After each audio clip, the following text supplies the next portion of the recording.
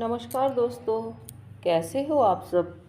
उम्मीद करती हूँ कि आप सब अच्छे होंगे। तो जैसे कि आप सभी जानते हैं, हम गीता जी का पाठ का श्रवण कर रहे हैं।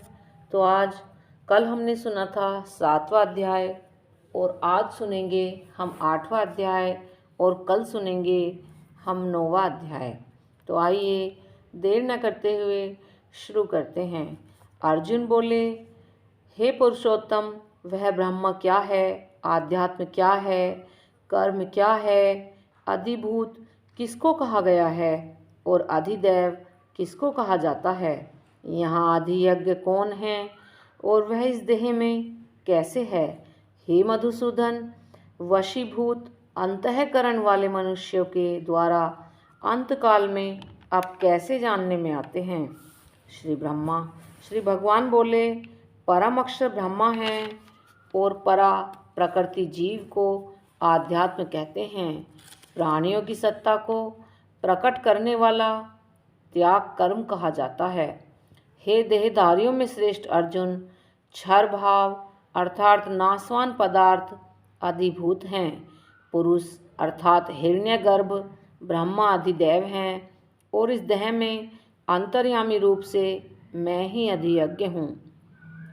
जैसे एक ही जल तत्व, परमाणु, भाप, बादल, वर्षा की क्रिया, बूंदे, ओले, बर्फ के रूप से भिन्न भिन्न दिखते हुए भी वास्तव में एक ही हैं, इसी तरह एक ही परमात्म तत्व ब्रह्म आध्यात्म कर्म अधिभूत अधिदैव और अधियज्ञ के रूप से भिन्न भिन्न दिखते हुए भी वास्तव में एक ही है।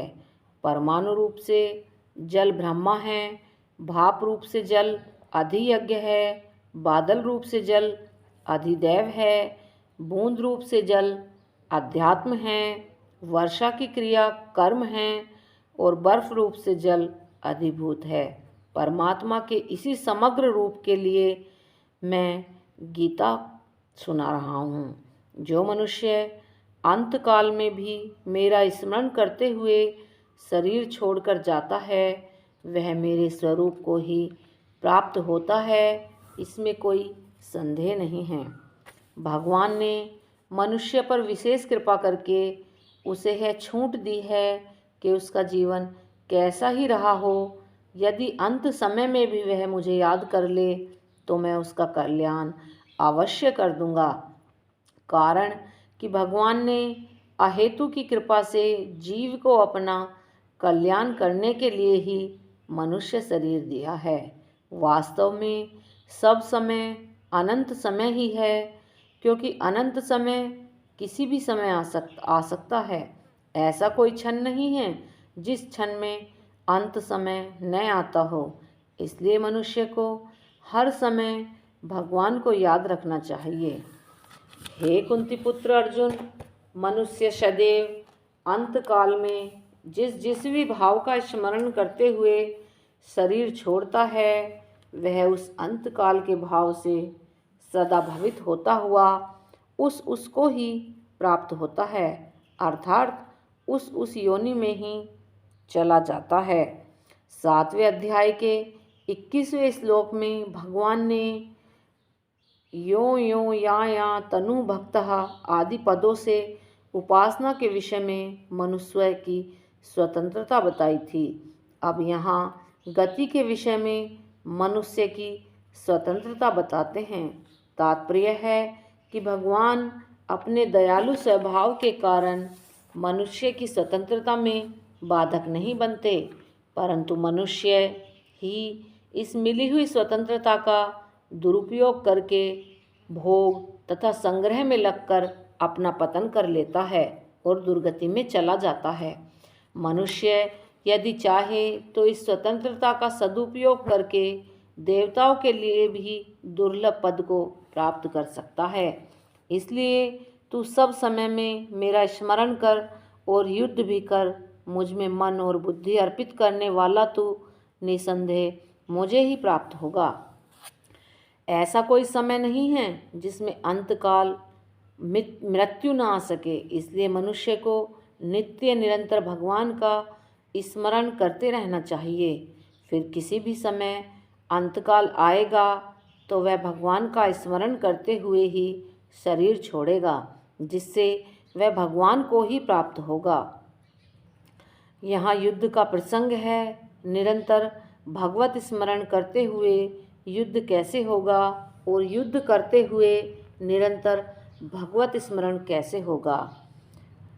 एक याद करते हैं, एक याद रहती है। जो बात अहंता में बैठ जाती है वह मनुष्य कभी नहीं भूलता।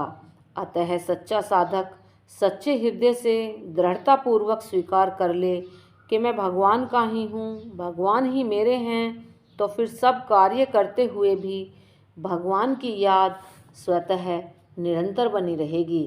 जैसे ब्रह्मा को अपने ब्राह्मणपने का स्मरण बिना याद किए नित्य निरंतर बना रहता है। नींद में भी जगाकर उससे पूछो तो वह यही कहेगा कि मैं ब्राह्मण हूँ। इसमें उसने कोई अभ्यास नहीं किया, प्रत्युत स्वयं करती है। विवाह होने पर पतिव्रता स्त्री बिना याद किए ही पति को याद रखती है, स्वप्न में भी नहीं भूलती। यह स्वीकृति है जिसकी कभी विस्मृति नहीं होती। भगवान के साथ भी संबंध स्वीकार करने पर साधक के मन बुद्धि स्वतः भगवान को अर्पित हो जाते हैं।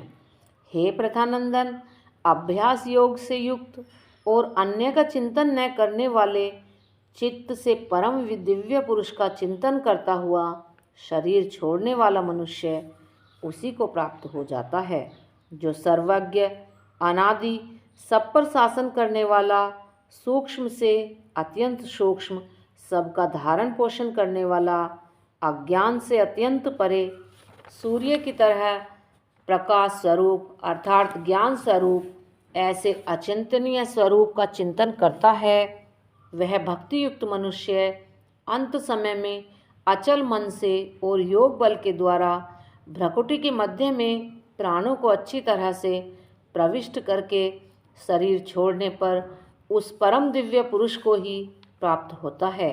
वेदवत्ता लोग जिसको अक्षर कहते हैं, वीतराग यति जिसको प्राप्त करते हैं, और साधक जिसकी प्राप्ति की इच्छा करते हुए ब्रह्मचर्य का पालन करते हैं, वह पद मैं तेरे लिए संक्षेप से कहूँगा।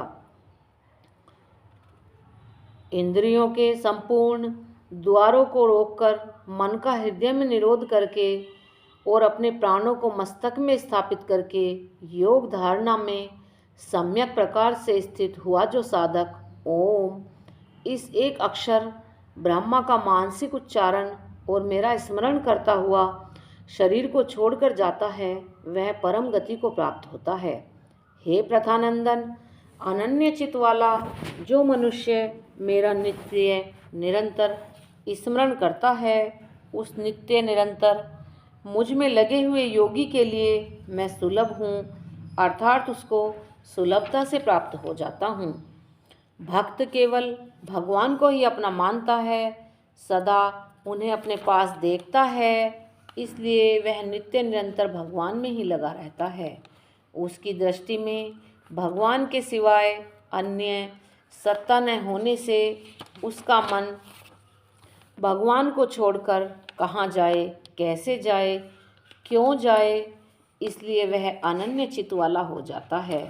उसे भगवान का स्मरण करना नहीं पड़ता, प्रत्युत उसके द्वारा स्वतः भगवान का स्मरण होता है।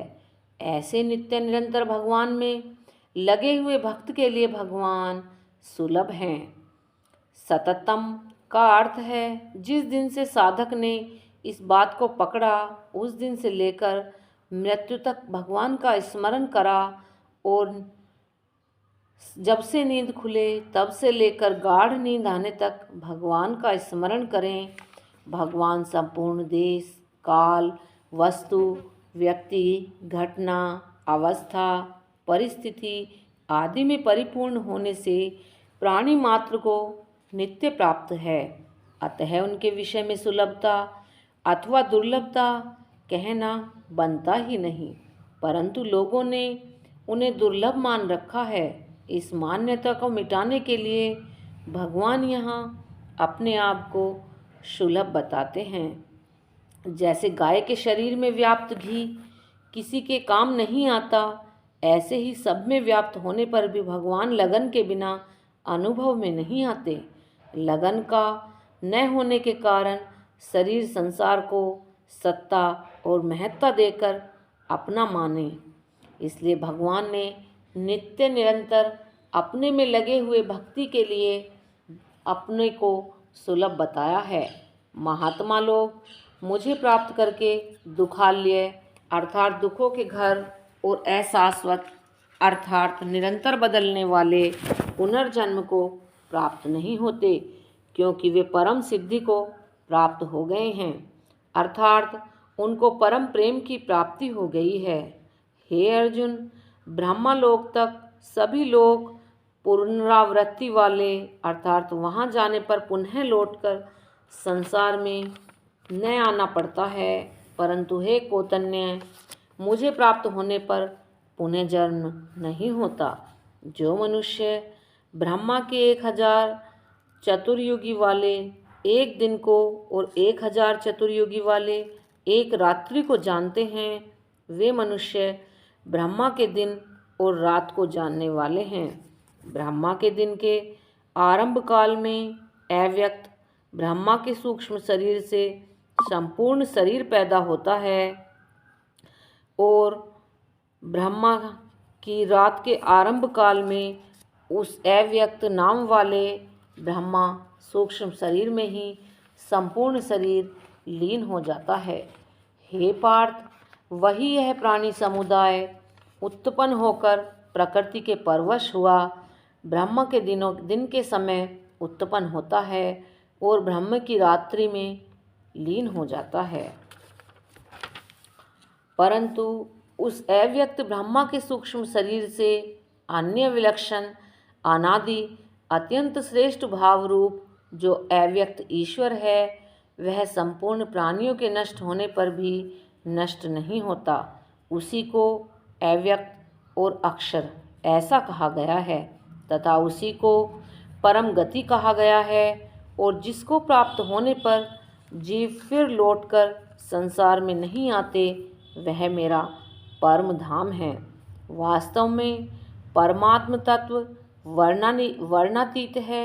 अव्यक्त अक्षर परम गति नाम उस तत्व का संकेत मात्र करते हैं, क्योंकि वह अव्यक्त व्यक्त अक्षर क्षर गति स्थिति आदि से रहित निरपेक्ष तत्व है।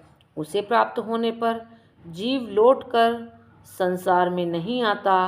कारण है कि जीव उस परमात्मा तत्व को सनातन अंश होने से उससे अलग नहीं है। संसार में तो वह भूल से अपने को स्थित मानता है, वास्तव में संसार में स्थित है, स्वयं में नहीं।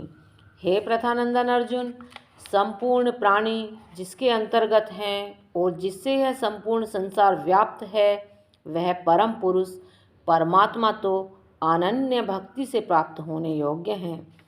परंतु हे भरतवंशियों में श्रेष्ठ अर्जुन, जिस काल अर्थात मार्ग में शरीर छोड़कर गए हुए योगी अनावृत्ति को प्राप्त होते हैं, अर्थात पीछे लौटकर नहीं आते, और जिस मार्ग में गए हुए आवर्ती को प्राप्त होते हैं, अर्थात पीछे लौटकर आते हैं, उस काल को अर्थात दोनों मार्गों को मैं कहूँगा।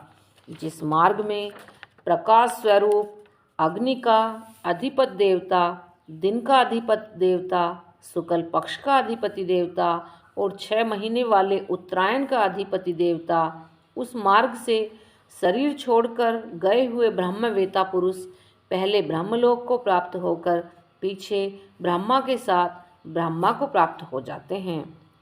जिस मार्ग में धूम का अधिपति देवता, रात्रि का अधिपति देवता, कृष्ण पक्ष का अधिपति देवता और 6 महीने वाला दक्षिणायन का अधिपति देवता है, शरीर छोड़कर उस मार्ग से गया हुआ योगी सकाम मनुष्य चंद्रमा की ज्योति को प्राप्त होकर लौट आता है, अथवा जन्म मरण को प्राप्त होता है, क्योंकि शुक्ल और कृष्ण ये दोनों गतियाँ अनादिकाल से प्राणी मात्र के साथ संबंध रखने वाली मानी गई हैं।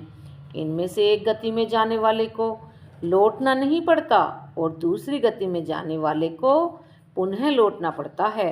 हे प्रथानंदन, इन दोनों मार्गों को जानने वाला कोई भी योगी मोहित नहीं होता।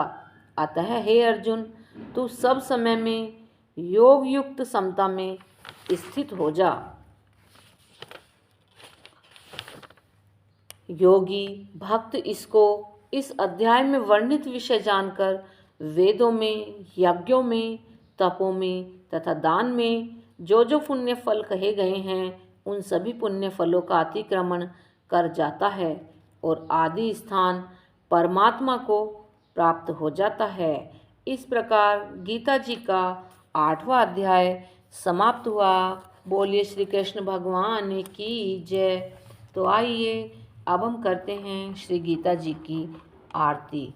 जय भगवती गीते, जय जय भगवती गीते, हरि ही कमल विहारिणी सुंदर सुपुनीते। जय जय भगवती गीते, कर्म सुमर्म प्रकाशिनी कामा शक्ति हरा, कामा शक्ति हरा, निश्चल भक्ति विदायिनी तत्वज्ञान विकासिनी विद्या ब्रह्म परा। जय भगवती गीते, निश्चल भक्ति विदायिनी निर्मल मलहारी, शरण रहस्य प्रदायिनी सब विधि सहकारी। जय भगवती गीते, राग द्वेष विदारिणी कारिणी मोद सदा, भव भय हारिणी तारिणी परमानंद प्रदा। जय भगवती गीते, आसुर भाव विनाशिनी नाशिनी तम रजनी, देवी सद्गुण दायिनी हरि रसिका सजनी। जय भगवती गीते, समता त्याग सिखावनी हरिमुख की बानी, सकल शास्त्र की स्वामिनी श्रुतियों की रानी। जय भगवती गीते, दया सुधा बरसावनी मातु कृपा कीजे, हरिपद प्रेम दान कर अपनों कर लीजे। जय भगवती गीते। नमस्कार दोस्तों, अगर वीडियो अच्छी लगे